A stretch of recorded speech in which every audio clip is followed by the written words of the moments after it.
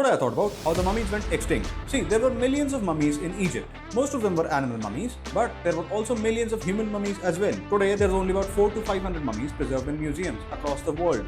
All because the Europeans were fascinated by mummies. I know it sounds weird, but let me explain.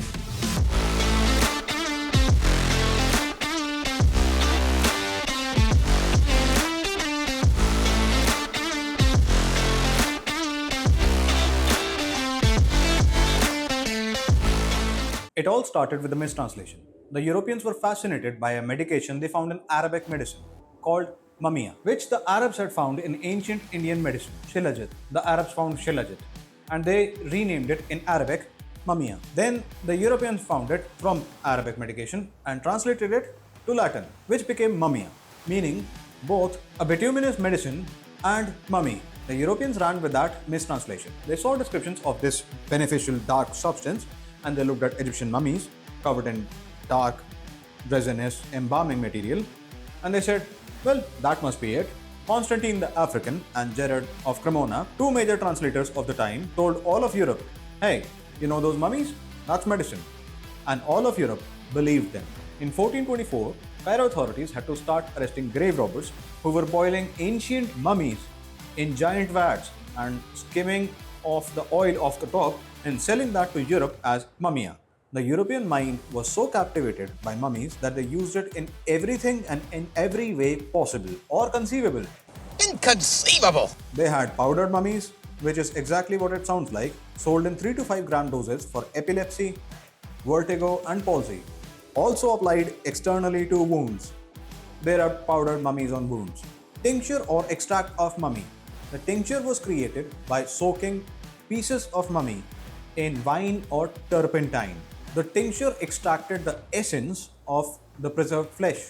The wine macerated extract was thought to be extremely potent against poisons and plague, and the turpentine tincture enjoyed the reputation of a wound elixir and a general medication against infection. There was treacle of mummy. Treacle of mummy was generally created by combining powdered mummy with theriac and other ingredients such as pearl, coral, and musk. The further you go, the funnier and disturbingly disgusting it gets. But what can you expect? It's Europe. So there was elixir of mummy. An elixir preparation required soaking mummy fragments in wine, vinegar, or spirits and letting them ferment, sometimes for up to 40 days. The fermentation and frequent agitation were thought to release latent life forces from the mummified body. And there was balm of mummy. Balm preparation involved dissolving mummy powder in oil, such as palm oil, balm, and turpentine, resulting in a viscous liquid that was suitable for topical usage and sometimes oral use. The balm was directly applied to wounds, ulcers, and inflamed areas to avoid gangrene and infections. After all this, these people had the gall to call other cultures barbaric. They were so cannibalistic that I don't even know how to describe it. They not only ate human remains, they made balm, oil, wine, and all sorts of things from human remains. I can't even think of that many uses of potatoes. Potatoes? Boil them, mash them, stick them in a stew. If you think this was all, you would be mistaken. We're talking about Europe here. It always gets worse. They didn't just eat these poor pickled humans. They made paint. There was a massive demand for a specific paint in 19th century Europe called mummy brown. It was made by mixing ground mummies with white pith. There were famous painters who insisted on using mummy brown paint, including Martin Druling, who allegedly used mummy brown paint from French king's remains. There's a whole bunch of funny details here that I'm skipping over because otherwise the video would be too long. Again, it's Europe, so it gets worse. Europe was taken with a certain kind of party that was all the rage. It was a status symbol to be invited to one of these parties, and you were forever famous if you ever hosted one of these parties. What parties? Mummy unwrapping parties, also called mummy unrolling parties. The social elites, generally a noble, would host these parties where an authentic Egyptian mummy would be unwrapped or unrolled by a professional mummy unroller. Yep, unboxing has been a profession since the 16th century.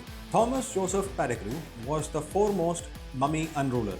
He was an expert in unrolling mummies. He was also surgeon to Queen Victoria's household, lecturer on anatomy at the Royal Institute, authoritative interpreter of hieroglyphic finds. Attendees to these parties received printed pamphlets detailing the mummy's provenance and the unwrapping notes. Many of those are preserved in institutional archives today.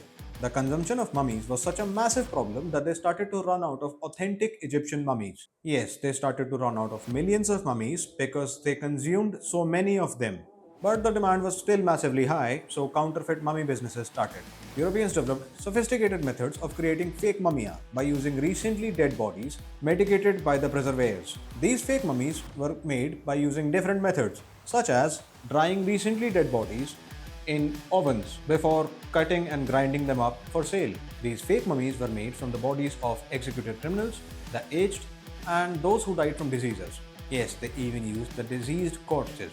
Mummies were also made by stuffing dead bodies with bitumen and exposed to the sun for drying. In 1564, this guy, pun intended, visited Egypt to investigate the source and supply of mummies.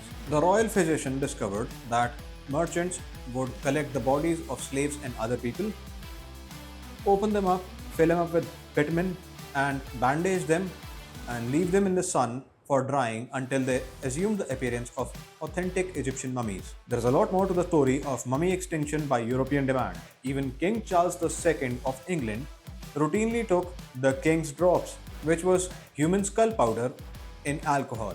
That is all for the extinction of mummies by European consumption. If you want me to make more videos like this, if you want me to explore this topic further, if you have other topics that you want to suggest, or if you just want to say hi, do make use of the comment section. Do like, share, and subscribe. That's all for today.